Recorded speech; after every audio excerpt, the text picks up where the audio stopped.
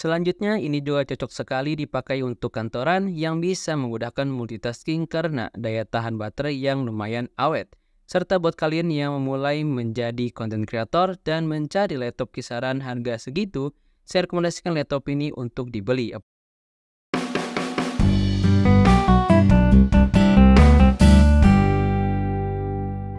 Assalamualaikum, hello guys, welcome back to my channel Bebas Berkarya. Di video kali ini saya kedatangan sebuah laptop entry level dari Acer. Yang lengkapnya adalah Acer Aspire 3 A314. Di penghujung tahun 2023, banyak laptop yang mengalami penurunan harga, termasuk laptop Acer yang ada di hadapan saya ini. Laptop ini sudah keluar beberapa bulan yang lalu dan sangat rekomendasi untuk dimiliki karena dengan harga 5 juta lebih kalian sudah memiliki laptop yang ditenagai oleh prosesor Ryzen 3 7320U. Oke, tanpa berlama-lama langsung saja kita bahas untuk detailnya. Pertama, untuk spesifikasinya, laptop ini ditenagai oleh prosesor CPU Ryzen 3 7320U dengan pabrikasi 6 nanometer. Untuk codename-nya itu Mendocino, 4 core 8 thread, TDP 15 watt, L3 cache di 4 MB. Untuk CPU-nya menggunakan integrated CPU Radeon 610M dengan arsitektur LDNA2, VRAM-nya 512 MB dan sudah mendukung video AP1. Sayangnya untuk VRAM-nya kita tidak dapat mengubahnya. Next, untuk RAM-nya itu 8 GB LPDDR5 dual channel, untuk speed-nya di 5500 MHz dan RAM-nya tidak bisa di-upgrade alias on-board. Lanjut, untuk storage-nya itu dikasih 512 GB PCIe M.2 NVMe Gen 3. Dan untuk OS-nya sudah pasti menggunakan Windows 11 dan dibekali juga oleh OHS 2021. Next, untuk bagian desain, dari segi desain menurut saya ini adalah laptop entry level yang elegan serta clean karena tidak banyak yang ditonjolkan. Hanya logo di tengah atas dan tulisan Aspire dengan letter yang tipis di tengah bawah. Dan di bagian belakang ada kesan seperti laptop gaming dengan pembuangan panas yang dibuat kotak-kotak besar. Dari segi bentuk, kalau kita lihat dari berbagai sisi, kelas premiumnya itu dapat banget. Dan bukan cuma tampilan saja, dari build quality-nya juga sudah oke. Yaitu di bagian atas cover menggunakan bahan aluminium yang membuat feel-nya jadi mahal. Dan ketika dipegang tentu ada rasa dingin-dinginnya. Tapi untuk bagian bawah dia masih menggunakan bahan polikarbonat. Tapi untuk build quality-nya ini sudah sangat oke dan solid. Untuk pembuangan panas ini ada di bawah dan bagian belakang. Dan ketika ensel layarnya itu dibuka, sebagian bodi akan terangkat untuk memberikan ruangan pembuangan panas. Untuk dimensinya, laptop ini memiliki ukuran di 32,6 x 21,7 x 1,8 cm dan dengan bobot di kisaran 1,4 kg. Tentu ketika dibawa ke bepergian dengan berat laptop seperti ini tidak akan mudah membuat kalian pegal-pegal. Selanjutnya untuk bagian portnya, kita lihat di bagian kanan ada satu USB 3.2 Gen 1 dan satu port audio combo jack.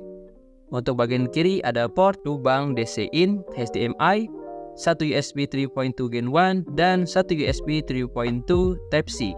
Selanjutnya dari segi konektivitas, laptop ini sudah dibekali Wi-Fi 5 dan Bluetooth 5. Lanjut kita bahas bagian display. Untuk layar memiliki ukuran 14 in dengan resolusi HD 1366x768 dan sudah ada fitur Acer CompuView. Untuk panelnya sendiri ini masih menggunakan panel TN.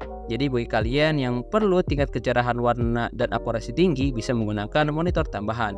Dan akurasi warna yang dimiliki yaitu hanya 45% NTSC. Untuk webcam bagian atas memiliki resolusi 720p dan untuk hasilnya sebagai berikut. Oke guys, jadi ini dia untuk hasil rekaman webcamnya dan juga hasil mikrofonnya. Menurut kalian bagaimana untuk hasilnya? Silahkan kalian komen di bawah ya. Selanjutnya ke bagian keyboard. Untuk file rasa mengetik di laptop ini lumayan enak, tidak terlalu keras, tapi sayangnya keyboardnya tidak dibekali oleh backlit. Tapi it's okay, ini adalah laptop entry level.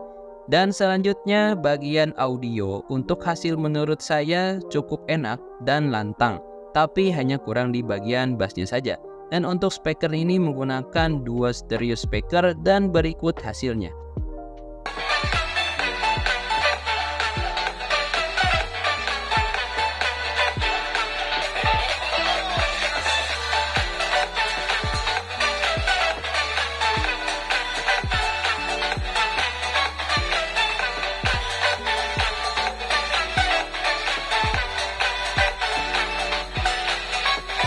Oke, selanjutnya masuk ke dalam tahap pengujian benchmark. Yang pertama menggunakan Cinnamon R15.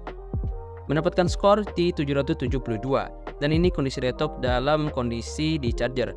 Selanjutnya menggunakan Cinnamon R20 mendapatkan skor di 1689.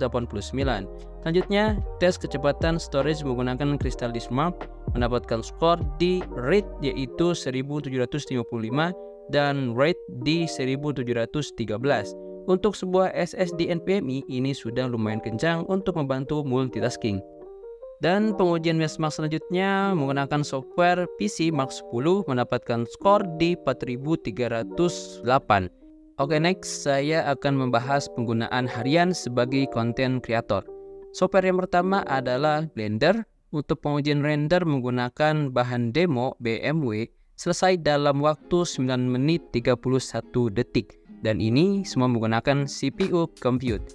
Selanjutnya, pengujian software yang kedua yaitu Adobe Premiere Pro 2020. Dengan render proyek 1080 pixel 5 menit, hasil render selesai dalam waktu 6 menit 23 detik. Selanjutnya, software yang ketiga Adobe Photoshop. Di sini saya mencoba membuat thumbnail YouTube dan lumayan lancar. Selanjutnya, bagaimana dengan konsumsi daya tahan baterai? Laptop ini memiliki baterai 43 Wh, pemakaian ringan seperti menonton, browsing, dan mengerjakan tugas seperti mengetik. Baterai dapat bertahan di 8 jam 40 menit. Next, untuk pengujian bermain game, di sini saya menguji dengan dua game. Yang pertama game Valorant dengan resolusi low 1080 mendapatkan FPS kisaran 80 sampai 110 FPS. Dan game yang kedua yaitu GTA 5 dengan resolusi default mendapatkan kisaran FPS 30 sampai 45 FPS.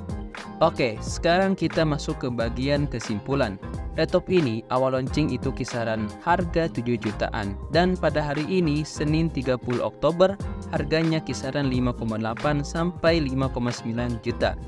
So, laptop ini untuk siapa cocoknya? Tentu menurut saya laptop ini cocok untuk kalian yang masih pelajar atau kalian yang mahasiswa dengan penggunaan yang tidak terlalu berat seperti Office.